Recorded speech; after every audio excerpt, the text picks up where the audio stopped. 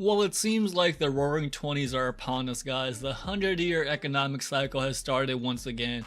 What is going on, guys? So today we're going to be looking at SPY, talking about some events that have been accumulating and they're finally turning into some fruit that we can harvest, alright? So we're going to be talking about a play that I got going on based upon some events, so let's talk about it, alright? So as you can see, I've been paying attention to the market extremely well. If you guys look at these lines over here, they all mean something, okay? Now the first thing is that we're on the 4-hour chart, so again, these candles, they aren't indicative of, your daily movement. It's a 4-hour chart. Do not think of it as daily movement. But overall, right here, we've had some more bad news. We're going to talk about why these candles went down, all that type of stuff. But again, guys, SPY, it is all American companies. Basically, it is basically the American market. It is like the Dow Jones as well, like, just another index to represent America's economy.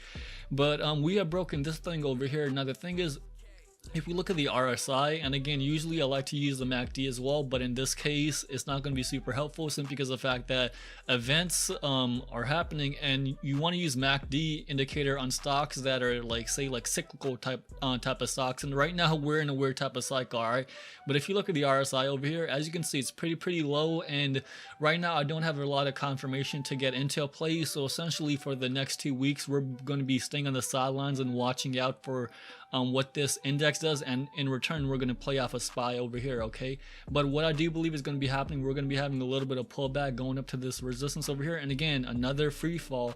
Now again, I don't know how big these free falls are going to be, because the way this market has been moving, the way it went up to like 450, all of that, I wasn't even expecting all of that.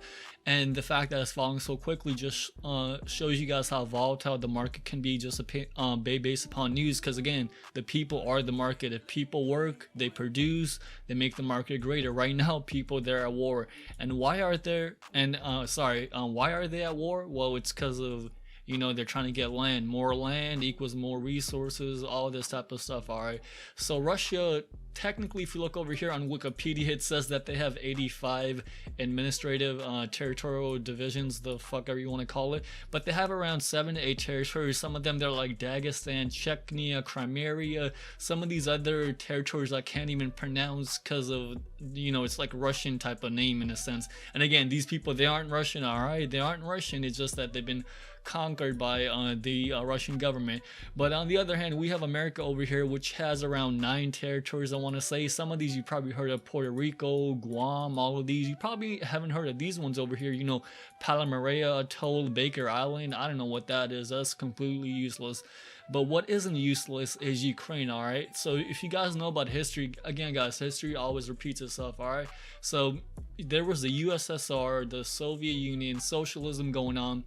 And back then, there were a lot of people in different lands that liked that idea where Russia is located at geographically, and Ukraine was part of that. And again, we have an ex-KGB agent in Putin. He's lived through the Cold War. He's done hella missions, all right? This guy knows what's going on. So essentially, right now, he's trying to gain back Ukraine, all right? So that way they can follow Russian policy. That way they can tax more, gain more money for their country in a sense.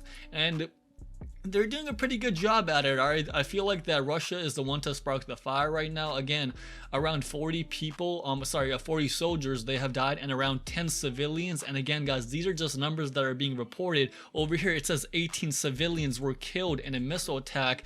So the numbers, they're always changing. But again, don't focus on the numbers, but focus on the bigger picture. And the fact is that not just soldiers, but also civilians are being killed.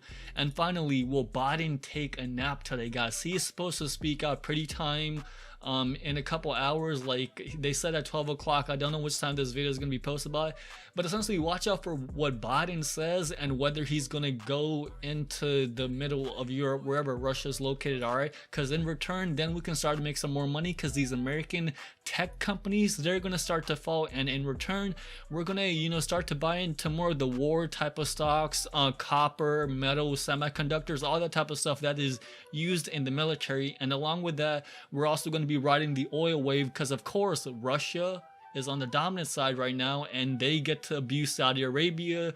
Biden can't even say a sentence. At least Trump was like saying good things about Saudi Arabia so that our oil prices could be low. But right now, oil is going to keep on going up. SPY is going to keep on going down. I don't know about you guys. Just wait on the sideline for 2 weeks, and after that, buy some puts. Make sure to plan it out according to your plan, and that's about it. And I will see you guys next time.